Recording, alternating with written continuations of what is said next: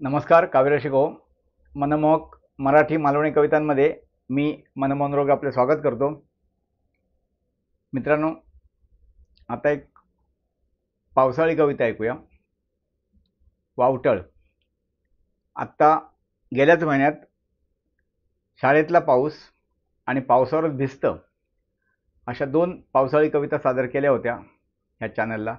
तसेच या आधीच्या 4 ते 5 कविता पावसाळी असतील, त्याही ऐका. पाऊस, सारेकरी चूर, महापूर आणि एक मालवणी आहे कविता. आणखी 1-2 मराठी कविता आहेत आणि एक मालवणी कविता आहे स्वर्गीची अमृतधारा. अशा 5 ते 6 पावसावरच्या कविता आहेत, त्याही ऐका.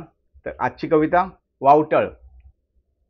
वावटळ म्हणजे अचानक वादळी वारा आणि पाऊस, तुफान पाऊस हा काही वेळापुरता येऊन अक्षरशः अगदी चक्काचूर करतो, सगळं पाणी पाणी करतो, हवेने सगळं नुकसान होतं सोसाट्याच्या वाऱ्याने.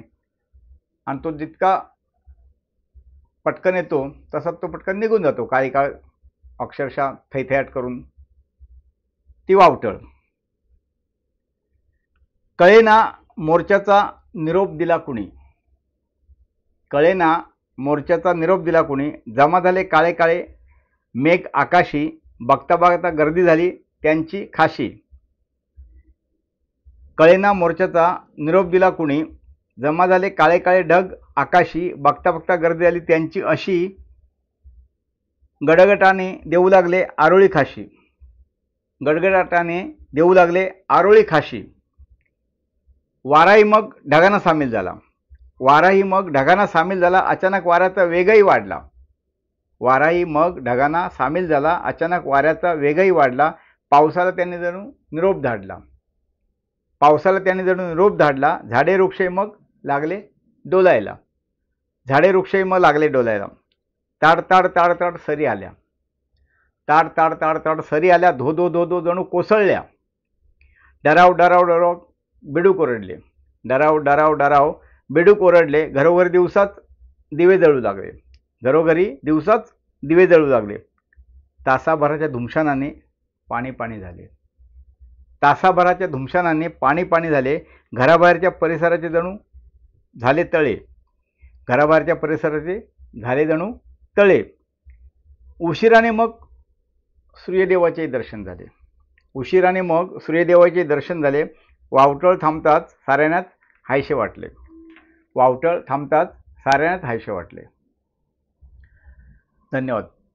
मित्रांनो, ही कविता आवडली तर कवितेवर लाईक करा. कविता कशी वाटली ते कमेंट करून लिहा.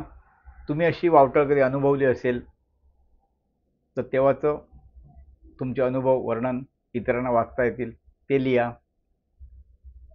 कोणी नवीन असेल चॅनलला किंवा कोणाचं जुन्याचा राहिला असेल तर सबस्क्राईब जरूर करा. आता परत आपण भेटू 13 ऑगस्टला. साहित्य सम्राट आचार्य अत्रे यांची यावर्षी 125वी जयंती आहे. आचार्य अत्रे अनेक पैलू, शतपैलू माणूस, साहित्यिक. नुसते साहित्यिकच नाही, सगळंच होतं त्यांच्यात.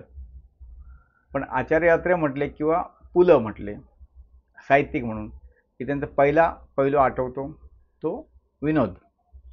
तर त्यामुळेच त्यांच्या स्मरणार्थ एक 13 ऑगस्टला आपण विनोदी कविता ऐकूया. धन्यवाद.